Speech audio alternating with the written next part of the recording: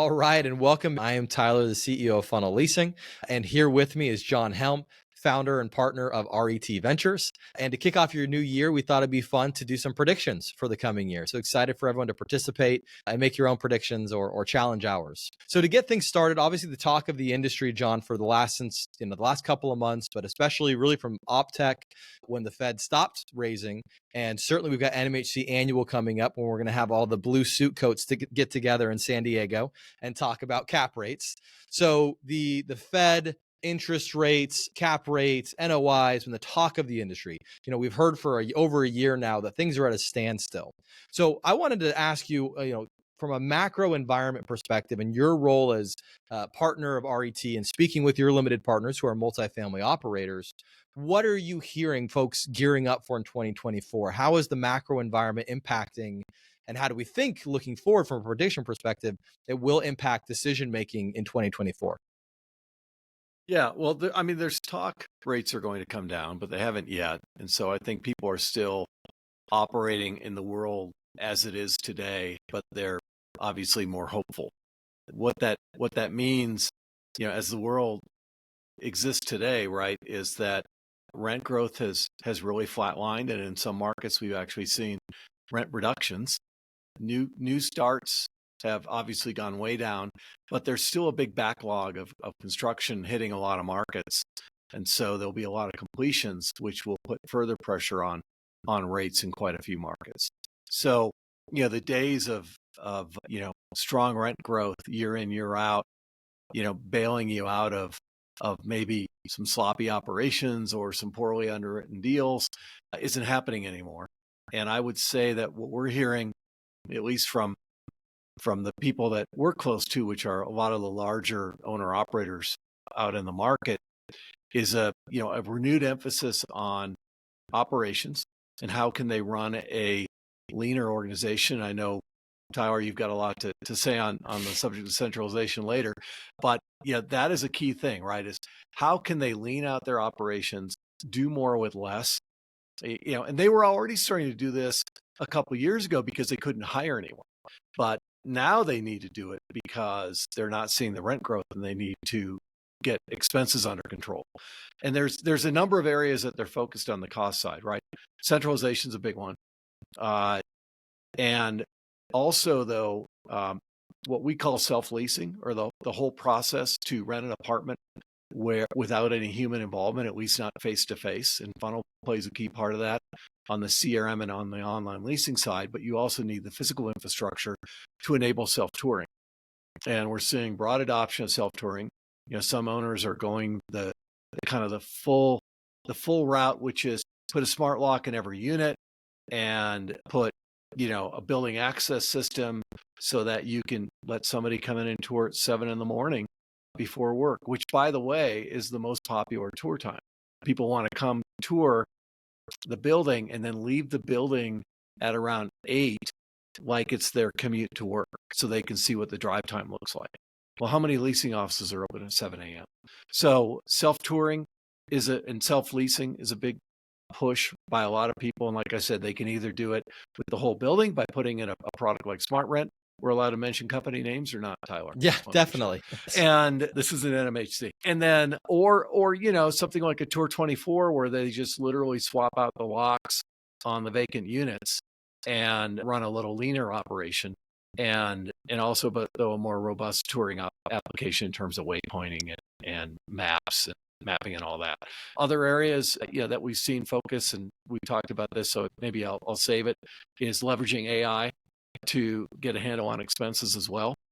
And then we're even seeing people outsourcing, more maintenance and turns work. And there's a number of companies that have emerged to do that. A company we've invested in called Lula is doing that heavily in SFR, but they're beginning to do it for multifamily as well.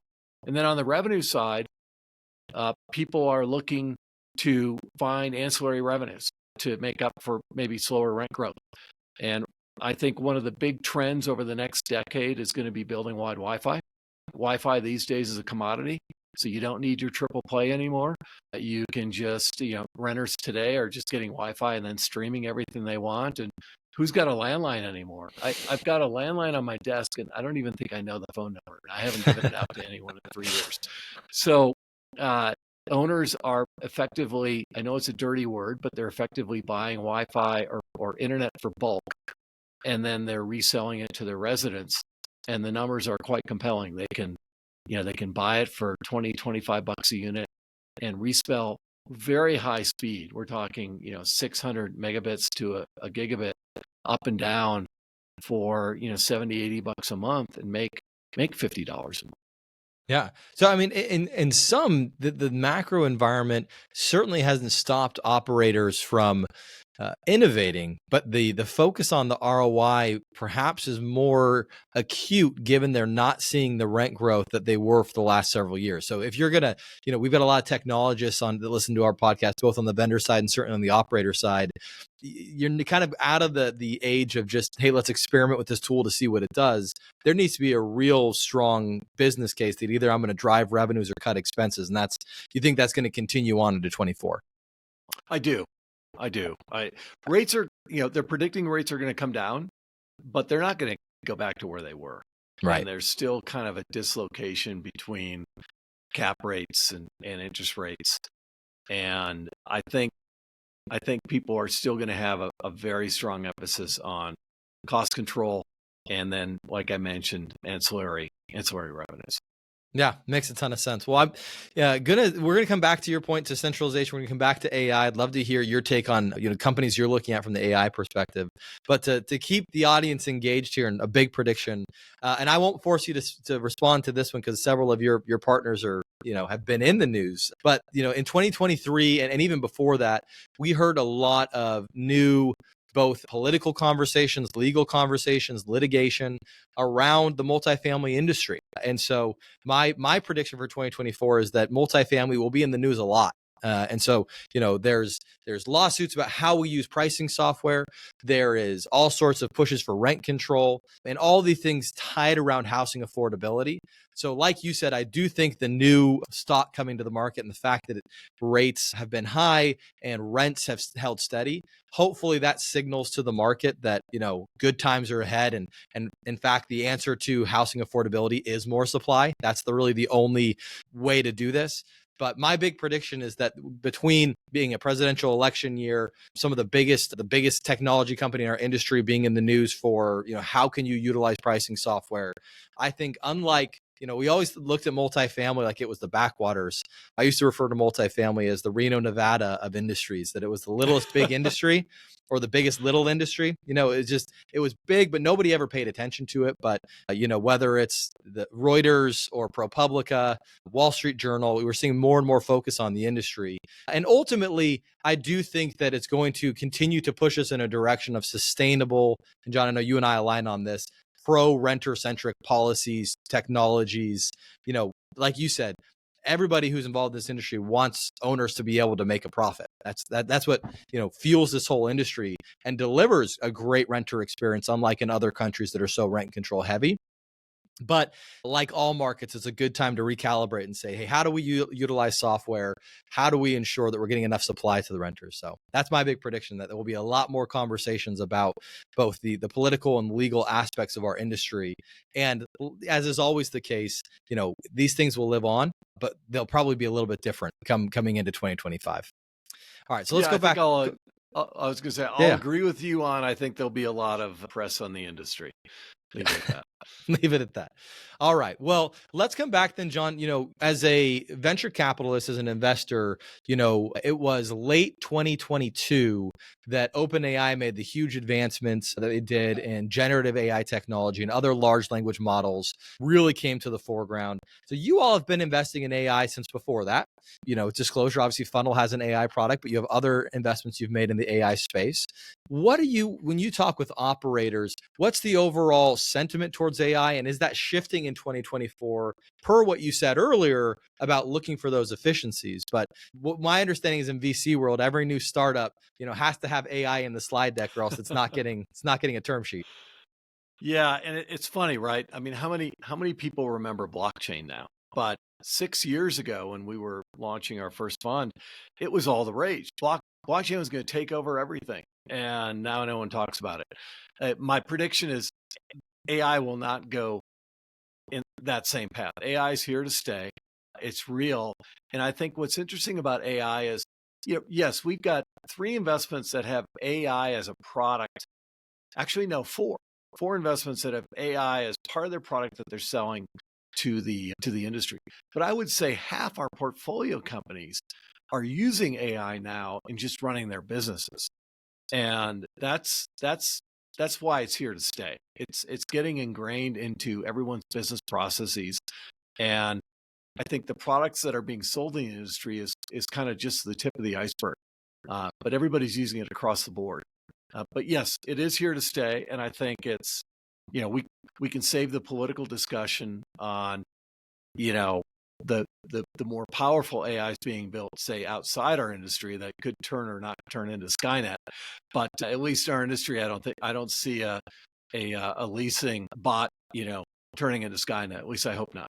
But yes, it's, whether it's the conversation, taking over the conversation with the prospect, like Funnel's product, or we just invested in a company called Predict AP, which uses AI to read all of the inbound invoices. Something that simple, right? Grab all your inbound invoices and format them and speed up basically the labor involved in paying your bills. It's just that simple. And we've got a number of companies that are adopting that product because it allows you to, do that process more efficiently, get by with fewer AP clerks, because as we all know, it's just hard to hire and retain people right now. So that is one area. And then, of course, we've also got an investment in Traptis, which is basically mining all of your communications data across the entire organization, whether it's chats or phone calls or emails, and then giving a resource to the property managers and senior executives on understanding what is really going on in their portfolio by just looking at all the communications back and forth with all the residents. And that can be very impactful. Yeah. And it's interesting. I think that what I've been hearing from asset managers, owner managers, fee managers is that they are looking at AI as a almost status quo now. To your point, I think early adopters viewed it as really innovative, and now it's kind of the baseline. I need to handle my communications, but what are some of those innovative areas? And you just highlighted a few where I can really alleviate some of the burden. One of my favorite stats about the use of our AI product is that the customers who use our AI product, the humans are happier, right? So we have this NPS score, and the human leasing agents, who obviously still have a lot of valuable work to do, they're far happier when that work comes in. Yeah, they don't have to answer the basic questions. The AI system can answer all the basic questions. And then when it's time to close the sale, kick it over to a human being. And now it's a much more interesting job, and they're able to leverage their talents much more effectively. What, Tyler, didn't you have a story about people that are using AI are actually able to pay their people more?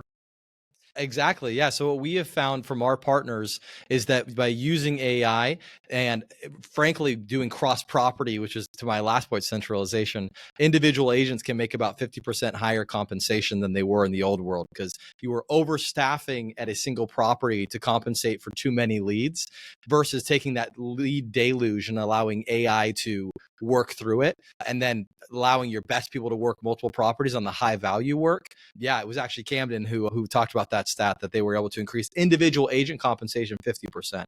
And so I want to use that as a segue, John, into my last prediction, which is that centralization is going mainstream in 2024. And I don't know, that's obviously not controversial anymore, but at one point in time it was. Not that long ago, John, I was on, third-party managers in particular were saying, it's not for us. Or you would hear folks make comments like, well, we don't believe in centralization. And obviously folks like UDR really pioneered it early stages. They said, well, we don't believe in that because we believe in customer experience. And I think the reality is you can have your cake and eat it too. You can provide a more efficient, management of your properties from an asset manager's perspective. You're deploying less capital into human resources, but you can also deliver a good customer experience. And so I think now that those results have been out there, but the macro environment has put tremendous pressure onto third-party managers, owner managers, everyone's just embracing this. I mean, the number one thing we see in our inbound leads is that it used to be, I want to improve the customer experience. That still is important. But by far, the number one reason people reach out to tools like ours is they need to change to a different staffing model. They need to have their best people work multiple assets because it doesn't pencil without it, right? You just cannot figure out how in a flat rent growth environment, how am I going to be able to return my 8% preferred return to my investors or whatever your T's and C's are without being more efficient on the staffing model. So in 2020, we first saw folks really moving towards centralization. In 2024, it's going mainstream. Even small third-party managers who don't have density are embracing this concept. So I think that'll continue. But I don't know, John, if you're hearing that from you, you obviously have a real cross-section of the industry, both REITs and owner managers and third parties. But is that move towards centralization consistent with what you're hearing? Yeah, definitely. And I'd echo what you said. It was originally being pushed by the large operators that had a lot of density. And clearly they can realize significant savings. When somebody's got 10,000 units in one market, they often had buildings across the street from each other competing with each other for the same prospect because they didn't know they were talking to the same prospect. And, going to a system where there's just one leasing agent working with the prospects across multiple properties obviously helps a lot. And I would argue creates a better consumer experience too, right? Now you can pop them into the best fit building. So we're definitely seeing that. And yes, to your point about originally this was largely owned and operated portfolios that were thinking this because I think they could realize the most savings. But now we're even seeing it with fee managers. And I know, Howard, you've got the ability for a fee manager to use the product and enable centralization within kind of sub portfolios, correct?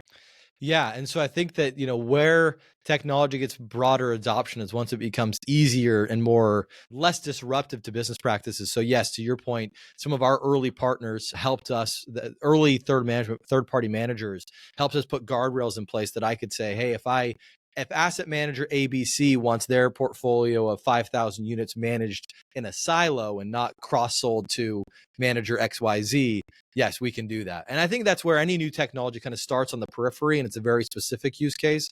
But then over time that, just like with, large language models, those tools get applied to a broader set of problems.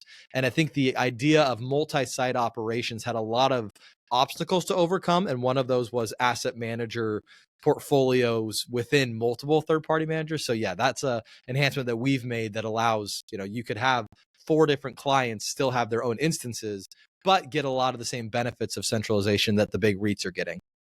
Yeah, I think that's key. I mean, look, long run, everybody's better off if they would consolidate, but we all know how hard that is. And so this is a good interim step that allows, third-party managers to realize a lot of the benefits and avoid some of the pitfalls that, exist out there for full centralization. But it's still better than, having your buildings compete with each other across the street from each other. And Exactly. Yeah. having 4 different people talking to the same prospect, which also results in a bad resident experience. Yeah. Well, John, this has been a lot of fun. And I think this tough macro environment is certainly pushing the industry towards a better place. And, it's no secret that RET and Funnel are tied at the hip. And we're incredibly grateful for what RET does. And even just listening to you with all the new technologies you guys are looking at and bringing funding and listening to your LPs, it's a great cycle. So very excited for another big year in 2024. Thank you to everyone who joins this LinkedIn Live. And we look forward to staying in touch with you throughout the year. John and I will both be at NMHC Annual, right, John? We will, and every other major conference. And yes, this is, I think, going to be a pivotal year for the industry and for a lot of companies or vendors operating in the industry like Funnel as people really focus on operations. So Yeah. we're looking forward to a busy year. Awesome. All right, John, thank you for your time. Thank you everyone for listening in, and we'll see you next time.